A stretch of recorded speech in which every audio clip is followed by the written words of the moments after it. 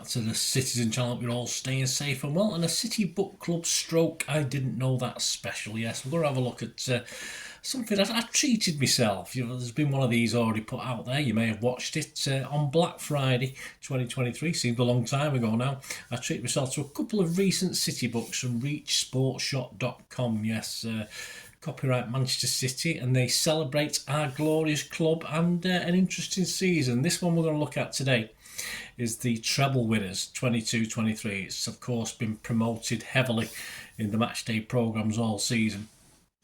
So I bought it, and as I say, I bought this and something called Our Home from Maine Road to the Etihad 100 years as well, which is already out there, so there will be links on screen to that one. Have a look at that one. But today we're going to look at the Treble winners 22-23. Please, if you're new to the channel, push that subscribe button, push the bell notifications, everything City past and present and the future as well. Lots of different stuff on the channel. Great to have you on board. Let us know your memories of the Treble winning season. This is quite a unique book on it. I mean, I've got stuff from the Manchester Evening News on the Treble win, etc, etc. But yes, this is a worthy addition for any City fan. I'll tell you the price in a minute, but yeah. So let me know your thoughts anyway, guys. It's great to hear them, and of course I will respond or give you a thumbs up, and if you can give us a like or a thumbs up for this vlog, just press that button down there. It'd be much appreciated. Yes, so a hardcover. This one's 292 pages in hardback. Recommended retail price £22. So on Black Friday, I got 40% off that. So what's 40%? That's £8.80 off it. So yeah, check how much it is. Say it's always worth waiting a little while before getting these books. Try and get them a bit cheaper. So yeah, so as I said, it's been promoted all season in the matchday programme. So if you've wondered what it is, this is what it's about.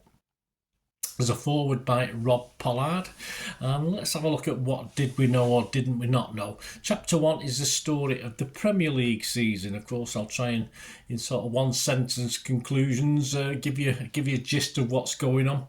It's quite an interesting summary of the season, this as well. It took me a little bit longer to do my history of the season, that's for sure. August, the question. In the eyes of many City fans and pundits, Haaland was the missing piece of the jigsaw. An interesting analogy. That, of course, a similar thing was said of Francis Lee back in the late 60s. He was the missing piece in our jigsaw then.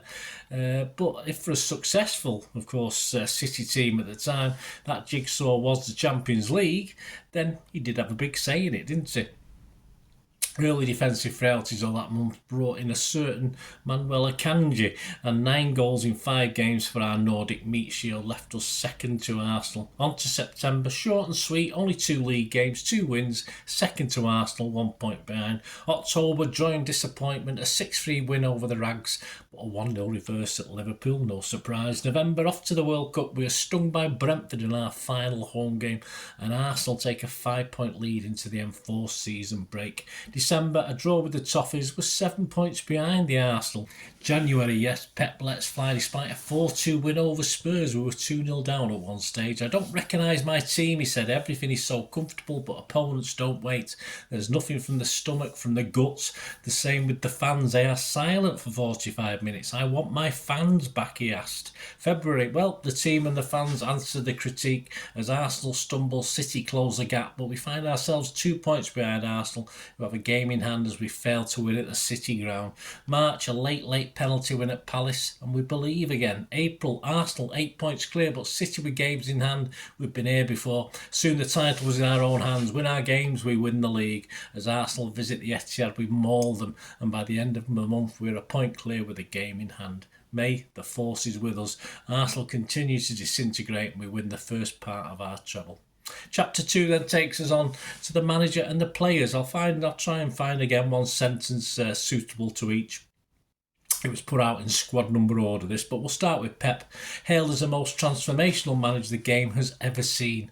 I'm not arguing with that one. Walker versus Vinicius Jr. in the European Cup semi-final. 8 attempted dribbles passed him by the Brazilian. Just 1 success. Pep just said he was exceptional.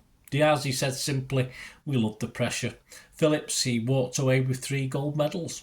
Stones, whether at centre-back, full-back or in midfield, he consistently proved his value in a season that will be forever etched in football history. It will. Aki, from the moment he arrived at the Etihad in the summer of 2020, there was no doubt in the enormous quality of the 28-year-old. Cancelo, the Trivela pass. Gundo, Pep on him, he's one of the best players I've ever trained in my career. Haaland, our number 9, is ravenously hungry for more. Grealish, only KDB created more chances in open play. Laporte at 2-1, the game in the balance at Wembley against them lot down the road. He was introduced in the final stages to see out a famous win. Rodri, quite simply, he proved indispensable. KDB created an average of 3.4 chances every 90 minutes in all competitions in 22-23.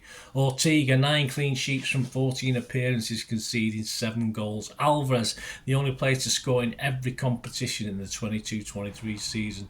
Bernardo, his mix of sublime skills, technique and work ethic sets him apart from other playmakers, almost unique in modern football.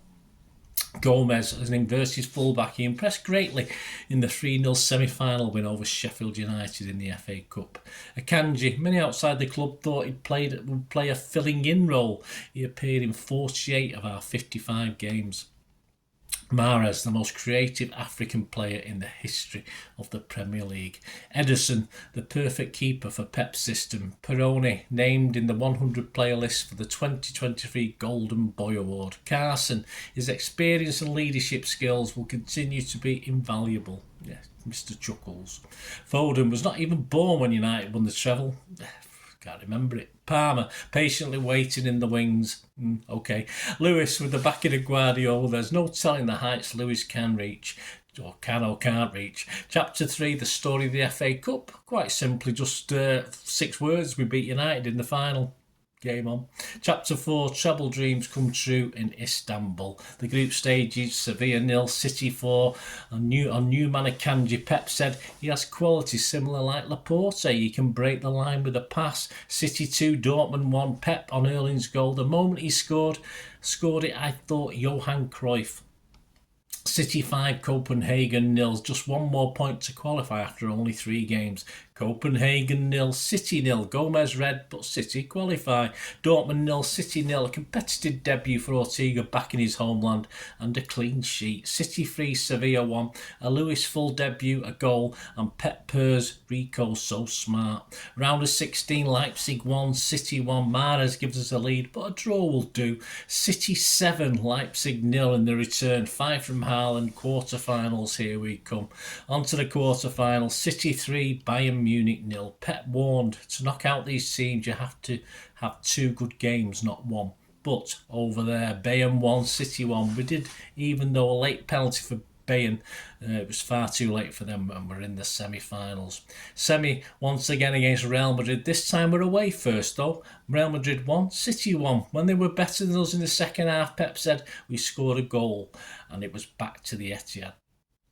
Second leg, City 4, Madrid 0. Anyone there that night? What a game. It felt like the night City finally came of age as a truly great European side. Absolutely. Well, okay, if not then, certainly in the final as well. City 1, Inter 0. Pep and his fabulous Manchester City know their place amongst the pantheon of football's greatest ever teams is now secure. Chapter 5, 48 hours in Istanbul. A fan's eye view. Well, no downer about the UEFA shit show after, but good memories nonetheless. Chapter 6, treble. Look at the EDS under-18 success also. Chapter 7, behind the scenes. Yes, stills as the first team film unit followed the story every take of the way. Chapter 8, records and milestones. The stats included 2.34 points a game in the Premier League, 96 goals scored in the Premier League, only 3 games where we failed to score. Pep has won now 30 FA Cup games. Mahrez top scored in the FA Cup with 5 goals. We scored 32 Champions League goals, 12 from our old Erling Haaland. Gundo, Grealish and Bernardo made the most Champions League appearances, all with 13 each. Well, there you go, guys. A brief summary of a hell of a book, a big book, 296 pages. To try and be brief and get through it. Hope you enjoyed this little look.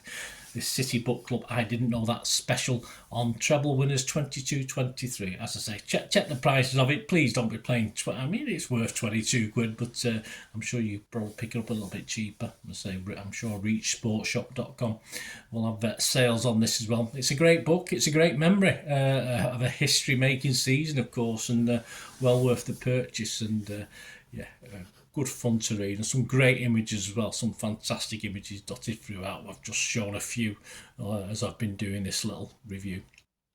Let us know your memories, guys. Let us know your memories of Treble season 22-23. It'd be great to hear from you. Till we meet again, I only ask one question, don't I? Please stay safe, Blues. Come on, City. Bye for now.